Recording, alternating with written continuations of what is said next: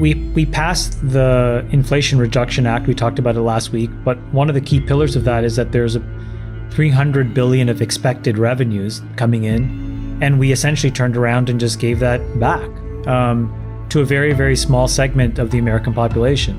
Bloomberg's analysis was that it's going to create somewhere between 0.1 and 0.3% extra inflation on top of all of that.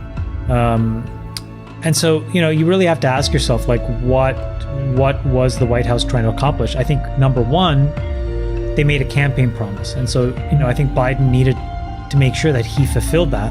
But nobody was really happy, right? The progressives wanted something extreme. Everybody else said, this is not really the right thing to do because it doesn't really solve the root cause of what we're dealing with. If it would have been much better if you had said, hey, listen, we're going to make this stuff expungible on bankruptcy. That would have been really useful.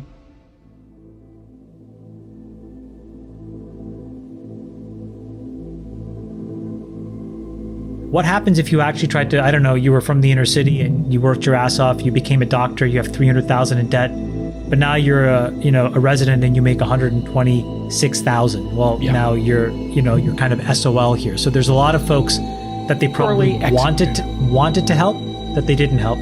Then there's all the blue collar folks who are like, why this giveaway only to these folks? Then there are the people that paid off their loans thinking, why did I pay my loans off? Then there's the incentives that it creates for colleges, which is, well, I'm just going to keep jacking up tuition because if they did it once, they may do it again. So all of these things, I think, are sort of a little bit of, it's a little bit of a head scratcher. And then the last thing, which we can talk about at the end, is I don't think this is what gets people out to vote, and I don't think it's what people care about ultimately at the polls, which, if there was a political calculation to make, that's important. And specifically, when you look at what happened last night in a bunch of these districts, every progressive candidate got absolutely shellacked. They lost across the board. And so the progressive talking points around this stuff, fundamentally, when push comes to shove, doesn't work for Democratic voters. And then second is there was a really hotly contested seat, which was a Democrat versus a Republican. I think it's Pat Ryan versus this guy, Mark Molinaro, the Republican. He was leading the entire way, and then this guy won 51-49, and this is a very centrist down the middle Dem. So all the signs are like, this may not have been the smartest thing to do, but I don't think Joe Biden had a choice because he made the promise and he had to live up to it.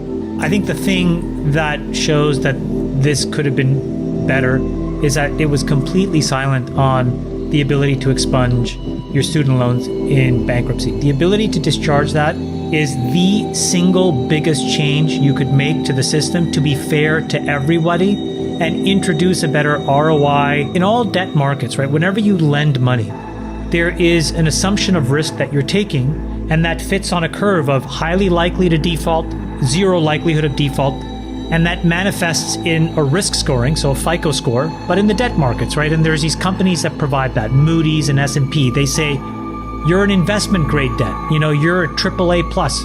You're a junk debt, so you're a triple B minus or whatever. And depending on where you are, you pay different rates. This is the same in car insurance. It's the same in home insurance. It's the same in health insurance. But in all of those cases, if you go upside down, you can declare bankruptcy and you can discharge those debts. Here, we don't have that idea. So if you go bankrupt for whatever reason, this debt will stay with you forever, which is deeply unfair. Second is if you actually flipped it and you could allow it to be discharged, then the companies that provided these loans would be forced to risk score you. And the reason why that would be so powerful is that would then create the forcing function for universities to actually deliver what they promise. And so who do you think is really against the ability to discharge in bankruptcy? It's the universities and the university endowments. So, if I were progressives, the thing that I would have pushed more than a handout to a few people, which by the way didn't even, really scratch the surface of the debt that they had anyways, and it also served to piss off everybody else, I would have focused on this bankruptcy issue because that is a meaningful, lasting change.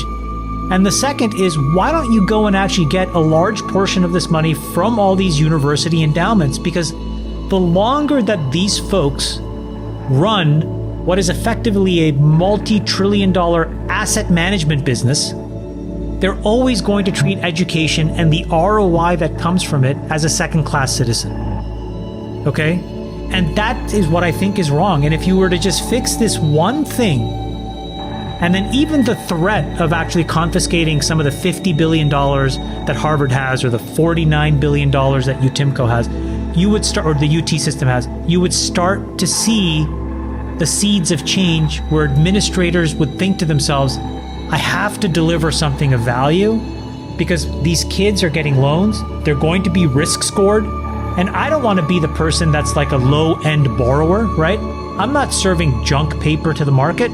I want to serve people that are going to go and really drive a huge ROI. You'd have an alignment between the people giving the loan and perhaps the value of the degree. And so you could say, hey, we'll give loans to STEM degrees at a different rate, or a different number of them, or a different amount of cash, or a different interest rate than we would for, I don't know, getting a degree in philosophy, or like I did, psychology, right? You just give a different one based on the outcome.